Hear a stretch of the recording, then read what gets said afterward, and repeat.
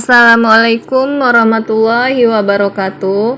Baik, apa kabar anak-anak ustazah pada pertemuan kali ini? Semoga antum dalam keadaan sehat. Sebelum kita memulai pembelajaran, alangkah baiknya kita ucapkan basmalah terlebih dahulu. Bismillahirrahmanirrahim. Untuk pembelajaran kita kali ini yaitu mengenai masyarakat Indonesia pada masa penjajahan sampai tumbuhnya semangat kebangsaan. Untuk lebih lengkapnya, silakan anak ustazah perhatikan slide yang berikut ini.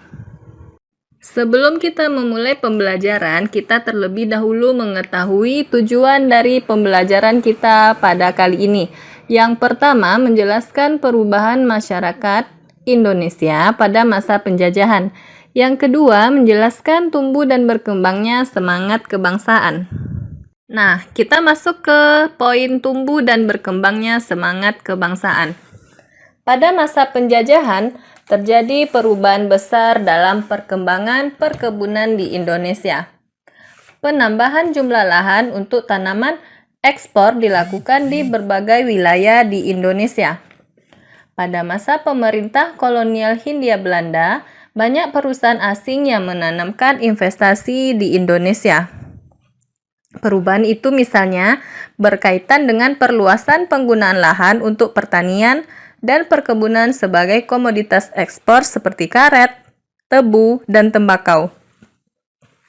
Selain itu, juga terjadi pengenalan tanaman baru oleh Belanda kepada penduduk terhadap berbagai jenis tanaman yang bernilai ekspor seperti kopi, teh, kina, dan tembakau.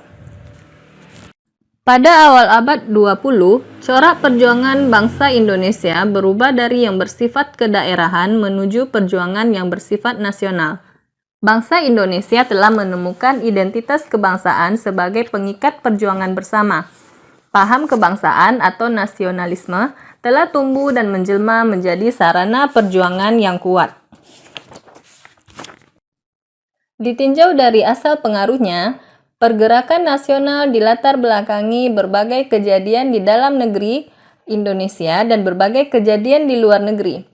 Berbagai kejadian dari dalam negeri atau sering disebut faktor internal yang melatar belakangi pergerakan nasional. Misalnya, perluasan pendidikan, kegagalan perjuangan di berbagai daerah, rasa senasib sepenanggungan, dan perkembangan berbagai organisasi etnik kedaerahan.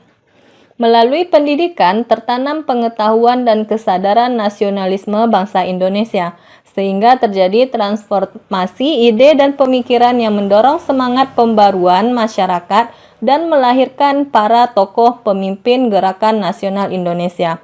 Momentum perjuangan nasional bangsa Indonesia ditandai dengan Ikrar Sumpah Pemuda 28 Oktober 1928. Adapun berbagai hal dari luar Indonesia atau faktor eksternal yang melatar belakangi terjadinya pergerakan nasional antara lain munculnya paham-paham baru di dunia seperti pan-islamisme, nasionalisme, sosialisme, liberalisme, dan demokrasi.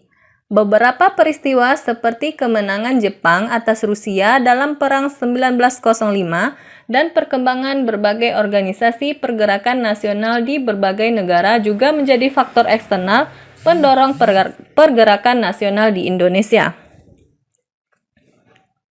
Kebangkitan nasional merupakan kesadaran bangsa Indonesia untuk berjuang bersama dalam mengusir penjajahan. Semangat kebangsaan atau nasionalisme mulai muncul di Indonesia pada awal abad ke-20 dengan tumbuhnya berbagai organisasi pergerakan.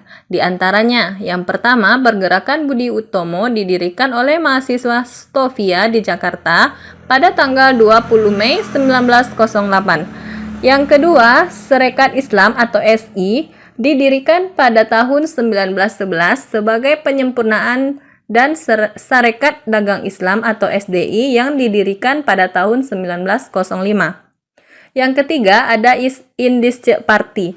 Pada tahun 1912 didirikan oleh Does Dekker, Suwardi, dan Dr. Cipto Mangunkusumo.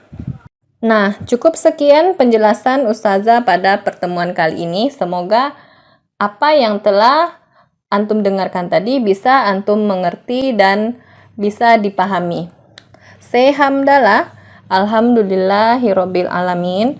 Ustazah tutup pembelajaran kita pada pertemuan kali ini. Billahi taufik wal hidayah. Assalamualaikum warahmatullahi wabarakatuh.